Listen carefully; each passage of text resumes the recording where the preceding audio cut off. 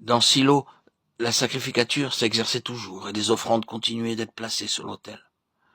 Quoique la chrétienté ait perdu le plein témoignage de Dieu, nous y trouvons toujours le pardon des péchés, car l'autel y est toujours de même que la sanctification personnelle, car la cuve d'airain s'y trouve encore, de même que le chandelier, la table des pains de proposition et l'autel des encens.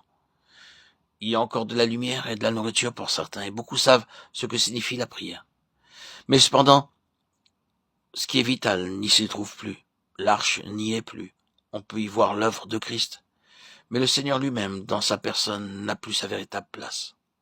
Si vous pouvez être satisfait par la connaissance du Seigneur dans le domaine du pardon de vos péchés, de la sanctification personnelle, de certaines vérités spirituelles, de la prière et de la nourriture pour votre âme, alors vous pouvez être heureux en demeurant dans le tabernacle. Mais si vous saisissez la réelle signification de l'arche du témoignage, Christ dans sa personne, alors vous direz, Seigneur, je veux suivre l'arche, même si cela doit me conduire à quitter le tabernacle. Dans le temple de Salomon, tout fut refait une nouvelle fois, sauf l'arche. Il eut un nouvel autel, une nouvelle mer d'airain. En type, qu'est-ce qui différenciait le temple de Salomon du tabernacle?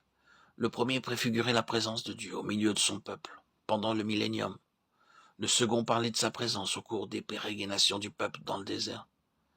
Dans le désert, le tabernacle était transportable, mais le temple ne l'était pas, car il était à Jérusalem. Tout dans le temple de Salomon était plus grand que dans le tabernacle. L'autel, la mer d'airain, tout était plus important dans ses dimensions. Cependant, l'arche demeurait toujours la même. Pendant le millénium, nous aurons une plus grande appréciation de la plénitude de l'esprit. Mais le témoignage de Dieu concernant son Fils est éternellement le même. Il ne pourra pas être redimensionné. Notre appréciation de l'œuvre de Christ peut grandir, mais l'essence même du témoignage de Dieu dans son Fils ne saurait être plus grande. Dieu regarde maintenant vers le royaume de 1000 ans, là où l'arche aura la place centrale dans le temple. Mais pour nous se pose cette question. Que faisons-nous de l'arche aujourd'hui? David avait découvert la valeur de l'arche. C'est pourquoi il la fit sortir de la maison d'Obed-Édom pour la placer dans la tente qui était à Jérusalem, la cité de David. Et il transporta le tabernacle de Shilo à Gabaon, 1 Chroniques 16, 39. Que faisait-on dans ce lieu-là? On y offrait continuellement des holocaustes.